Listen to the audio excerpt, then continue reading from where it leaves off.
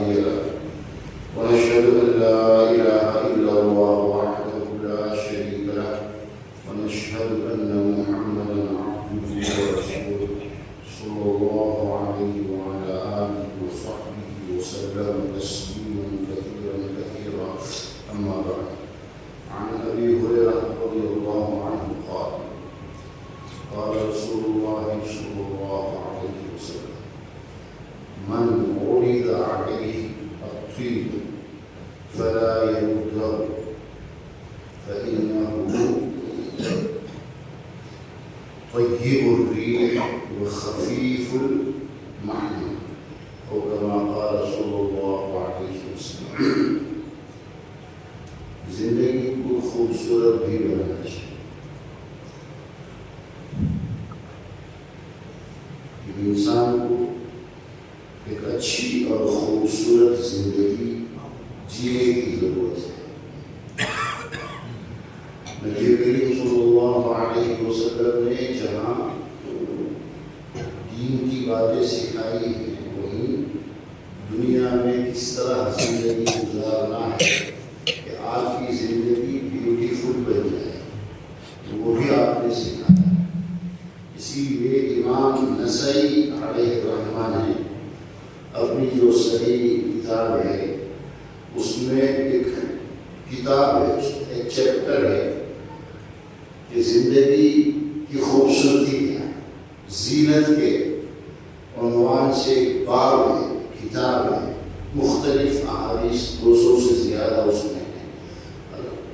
اس میں یہ حدیث ہے نبی کریم صلی اللہ علیہ وسلم کا ارشاد مبارک ہے جس کسی کو عطر خوشبو اگر کوئی گفٹ کرے, خوشبو عطر کسی کو اگر کوئی لا کر گفٹ کرے فلا یردہ تو اسے ریجیکٹ نہیں کرنا چاہیے. کوئی لا کر آپ کو خوشبو دیتا ہے, عطر کا گفٹ دیتا ہے تو آپ اس کو لے لو, اسے انکار مت کرو. اس لیے کہ ہمارے نبی صلی اللہ علیہ وسلم کی عادت ہے اور یہ کئی کتابوں میں یہ حدیث موجود ہے کہ اللہ کے نبی کو کوئی گفٹ میں عطر دیتا, خوشبو دیتا تو وہ ضرور ایکسپٹ کرتے تھے, لے لیتے تھے. اور لینے کی 2 وجہ اس حدیث کے اندر اللہ کے نبی نے بتائی. فَإِنَّهُ طَيِّبُ الرِّيحِ, ایک تو عطر جو ہے اس میں خوشبو ہوتی, اچھا بحث ہے اس میں, اور دوسرے خفیف المعنی, اور وہ کوئی بھاری چیز بھی نہیں, بوجھ نہیں ہے. عطر کتنا آپ کو کوئی دے گا, 1 گرام 2 گرام 1 تولا 10 گرام, تو اٹھانے میں کوئی بوجھ بھی نہیں, ہلکی چیز ہے. تو یہ کوئی دے تو لے لینا چاہیے. اور یہاں من کا لفظ یوز کیا اللہ کے نبی نے. اس کا مطلب یہ ہے کہ عورت بھی ہو مرد بھی ہو, دونوں کوئی گفٹ دے سکتا ہے. عورتوں کو تو ظاہر بات ہے اپنے سگے سے ہی ملے گا, بھائی دے دے, شوہر دے دے, باپ دے دے, اس طرح, یا اس کی کوئی سہیلی اس کو دے دے جس سے وہ بات کر سکتی ہے, جس کے سامنے وہ آ جا سکتی ہے, اس سے وہ عطر کا گفٹ وہ لے سکتی ہے. لینا چاہیے, کامن رکھا اللہ کے نبی نے. یہ نہیں فرمایا کہ مرد لے, کوئی بھی مرد ہو یا عورت ہو اگر اسے کوئی گفٹ دے تو اسے لے لینا چاہیے.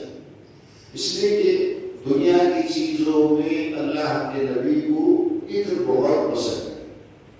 آپ عطر لگایا کرتے تھے. ویسے بھی اللہ نے آپ کو اتنا پاکیزہ بنایا, خوشبودار بنایا کہ آپ کا جو پسینہ ہے وہ عطر کی طرح مہکتا تھا. ایک صحابیہ ہے, ان کے یہاں اللہ کے نبی دوپہر میں آرام فرماتے تھے تو جو پسینہ نکلتا وہ شیشی میں اس کو جمع کر کے رکھتی تھی اور وہ عطر کی طرح یوز کرتی تھی. آپ نیچر, آپ جو ہے طبعاً آپ خوشبو دار تھے, پھر بھی عطر آپ کو بہت زیادہ پسند تھا. استعمال سے زندگی خوشبودار بن جاتی ہے، زندگی آپ کی جو ہے خوبصورت بن جاتی ہے۔ وہ آدمی ہے جو عطر لگایا ہے، صاف ستھرے کپڑے ہیں۔ ایک آدمی ہے جس کے کپڑے بھی میلے کچیلے ہیں اور خوشبو نہیں، بدبو آ رہی ہے، تو کون سی دونوں میں کس کی زندگی کون خوبصورت ہے؟ تو خوبصورتی جو ہے عطر سے ہے۔ اللہ کے نبی کی سنتوں میں سے ایک سنت ہے کہ آدمی خوشبو کا اہتمام کرے، ہر جگہ لگائے۔ عورتوں کے لیے تو یہ پابندی ہے کہ عورتیں مسجد میں جماعت کی نماز میں جب آئے تو خوشبو نہیں لگانا چاہیے، باقی وہ گھر میں لگا سکتی ہے، یعنی ایسی جگہ جہاں غیر مرد ہو، ان کے پاس سے گزرے، ان کے پاس جائے، کیونکہ مسجد ہے، مسجد میں تو بہت سارے مرد بھی آئیں گے، کوئی خوشبو لگا کر عورت آتی ہے تو آدمی اس طرف مائل ہو سکتا ہے۔ اس لیے مسجد میں خاص کر کے، اور بلکہ حضرت عبداللہ ابن مسعود رضی اللہ عنہ کی جو بیوی ہے وہ بھی صحابیہ ہے، ان کا نام زینب ہے، ان کو اللہ کے نبی نے خاص کر فرمایا کہ تم عشاء کی نماز میں جب آنا مسجد میں تو خوشبو نہیں لگا۔ کتنے جھوٹے لوگ ہیں جو کہتے ہیں کہ مسجد مت جاؤ، اعلان کرتے ہیں باہر، جبکہ عبداللہ ابن مسعود وہ صحابی ہیں، اکثر عبداللہ ابن مسعود کی باتوں پر ہمارے حنفیت کھڑی ہوئی۔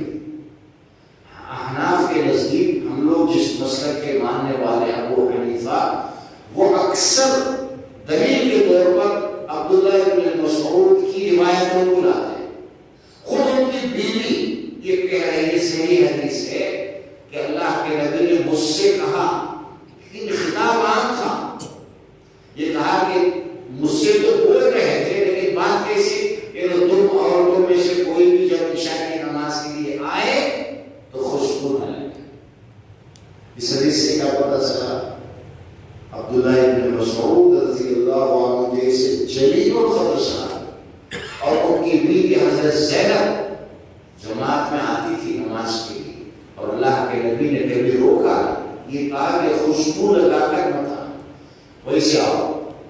تو عورت عام طور پہ ہماری عورتیں جو ہے نماز کے لیے گھر میں خوشبو نہیں لگاتی، کبھی کوئی فنکشن ہو اچھے کپڑے پہن کر خوب سینٹ وغیرہ مار کے جاتی، یہ ہے غلط بات۔ اپنی زندگی کو خوبصورت بنانا ہے اور اللہ کے نبی کی کہنے کے حساب سے ایک اچھی زندگی گزارنا ہے، تو آدمی کو ہمیشہ عطر لگانے کی عادت ڈالنی چاہیے۔ دنیا کی چیزوں میں سے اسے عطر پسند ہونا چاہیے جیسے اللہ کے نبی کو پسند تھا۔ کپڑے کے بارے میں اور بہت ساری چیزوں کے بارے میں ہمارے گھر میں مردوں کو عورتوں کو بڑا اندازہ ہے۔ مارکیٹ میں جب کپڑے بولے گا وہ گھر سے شام تک کا شاپنگ کرتے ہیں، عطر کا نام نہیں معلوم، مردوں کو بھی معلوم ہے عورتوں کو بھی معلوم ہے۔ کتنے پیچھے ہم لوگ ہیں اللہ کے نبی کی ایک سنت کو عمل کیسے ہم کریں گے؟ ہمیں تو عطر معلوم ہی نہیں، عطر خریدنا معلوم نہیں، کون سا اچھا ہے معلوم۔ عطر بھی ایک دنیا ہے، 10 گرام عطر جو ہے آپ کو 20-25 روپے میں بھی ملے گا اور 2-2.5 لاکھ میں بھی ملے گا، اس میں بہت ساری قیمتیں ہیں۔ امام حرم آئے تھے، حرم کے معاذ کی بات نہیں، وہ 10 سال پہلے کی بات بتا رہا ہوں۔ ہانگ کانگ وہ آئے تھے تو ہانگ کانگ میں جو امام ہے نا، ان کو انہوں نے ایک گفٹ دیا تھا، گلاب کا عطر ہے، عطر گلاب چھوٹا سا، اور وہ میں ان سے ملنے گیا تو دیکھا یہ لگائیے مولانا، یہ حرم امام جو ہے وہ دیے ہیں، اور ایک تولا 70,000 کا ہے۔ تو لیکن اور اس پہ کوئی بھی عطر آپ کو جو پسند ہو، کوئی اچھا سا، تاکہ آپ اس کو لگا کر نماز میں بھی آپ کو جو ہے بہت مزہ آئے اور آپ جہاں رہیں گے آپ کو اچھا لگے گا۔ اور یہاں ہدیے کی گفٹ کی بات اس لیے کی گئی ہے کہ آدمی کے تعلقات اچھے ہونا چاہیے۔ ہم جیسے اپنے دوستوں کو چائے پلاتے ہیں، ساتھ میں ناشتہ کرتے ہیں اور بہت کچھ کھلاتے پلاتے، یہ ساری چیزیں ہونی چاہیے. اس سے ایک تو تعلق بڑھتا ہے اور آپس میں رشتے مضبوط ہوتے ہیں. ان میں سب سے اچھی چیز یہ ہے کہ آپ کسی اپنے دوست کو گفٹ دینا ہے تو خوشبو دیا کریں، عطر دیا کریں. اس سے ایک سنت کے پر بھی عمل ہو اور لینے والا ضرور لینا چاہیے، جس کو دیا جائے اس کو انکار نہیں کرنا چاہیے. عطر سے اس حدیث سے یہ پتہ چلتا ہے، اور امام نسائی نے ایک ہی جگہ پر کئی حدیثیں لائے اس سلسلے کی جو ہے. تو عطر سے آپ کی زندگی خوبصورت بنتی ہے. اپنی زندگی کو خوبصورت بنانا چاہیے اور عطر کا خوشبو کا استعمال ضرور کرنا چاہیے.